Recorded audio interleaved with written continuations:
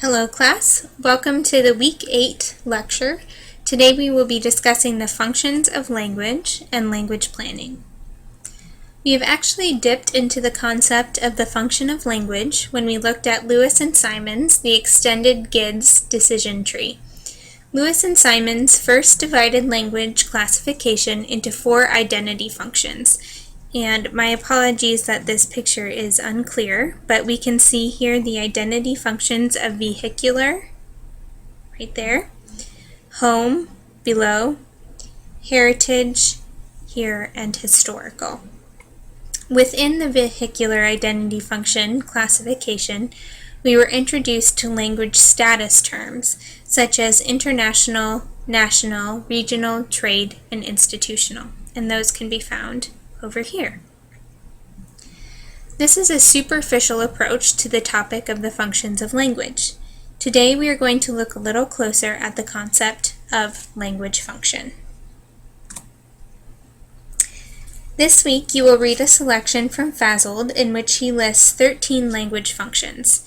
In this lecture we will look at just 3 of them. The first is international language. This is a major medium of communication across national borders. It can function as a language of wider communication used for diplomacy, trade, or tourism. Next is the national language. Sociolinguist Janet Holmes describes the national language as the language of political, cultural, and social unit. It functions to identify a nation, unite a people, as a symbol of national unity.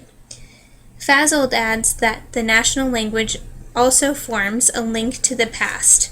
It's a marker of authenticity, it's widely and fluently spoken within the country, and is widely used for everyday purposes.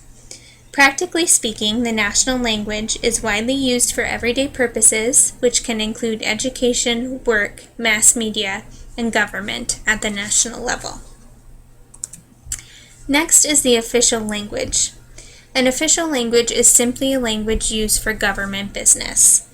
A statutory official language is declared official by law. A working official language is used by the government, and a regional official language is a medium of government for a limited region, usually within a country.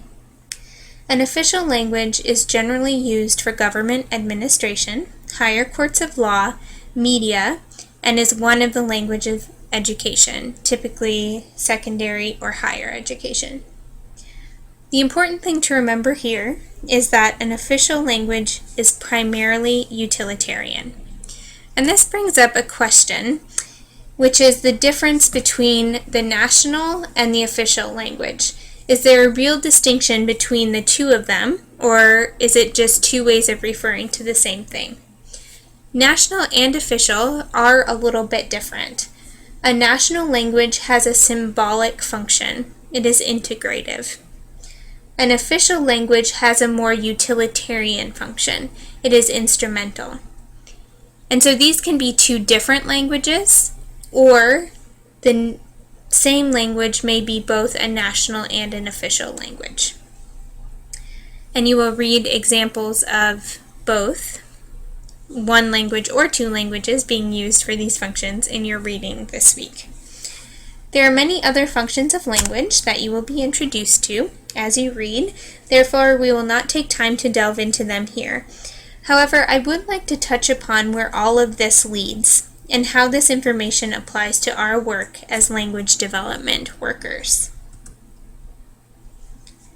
Language functions inform language development because functions of language are important for the individual. Their language or languages can have instrumental uses, negotiating things like power, prestige, and status. Their language can have sentimental uses. It can provide identity and pride.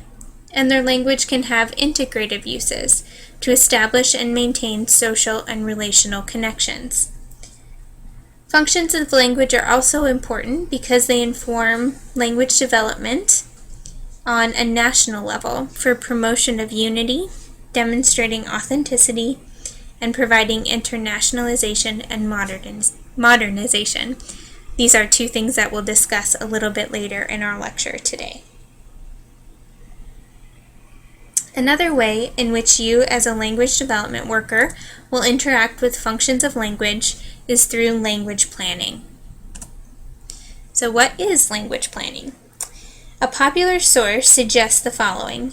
Language planning is a deliberate effort to influence the function, structure, or acquisition of language or a language variety within a speech community. It is often associated with government planning, but is also used by a variety of non-governmental organizations, such as grassroots organizations and even individuals. The goals of language planning differ depending on the nation or organization, but generally include making planning decisions and possibly changes for the benefit of communication. Planning or improving effective communication can also lead to other social changes, such as language shift or assimilation, thereby providing another motivation to plan the structure, function, and acquisition of languages. Language planning is an ongoing process of planned actions that language communities take to ensure they can continue to use their language as a medium of communication in their efforts to achieve their goals in changing circumstances, whether social, cultural, political, or economic. Today we are going to talk about a range of planned actions that are born out of language ideologies. There are 4 overarching language ideologies that can motivate decisions in terms of language planning. The first is linguistic assimilation. This is the belief that every member of a society, irrespective of his native language, should learn and use the dominant language of the society in which he lives. An example of this is the English-only movement that you hear of in the United States. The second ideology is linguistic pluralism. This is the recognition and support of multiple languages within one society. For example, French, German, Italian, and Romansh are all encouraged and spoken in Switzerland. The third language ideology is vernacularization, which I have a very hard time saying. But this is the restoration and development of indigenous languages along with its adoption by the state as an official language. Examples of this include Hebrew in the state of Israel or Quechua in Peru, which have undergone an adoption by the country as an official language. The fourth ideology is internationalization. This is the adoption of a non-indigenous language of wider communication as an official language or in a particular domain. Examples include adopting English as an official language in Singapore, India, and the Philippines. As mentioned previously, out of these ideologies can come specific language planning efforts.